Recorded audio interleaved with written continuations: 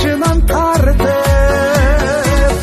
мектебимден окуткан эжелерим, агайларым, сиздерге башым ийип таазим кыламын. 11 жыл бирге окудук, бир туугандай болуп калдык, биз кеми буйрук келип ажырадык.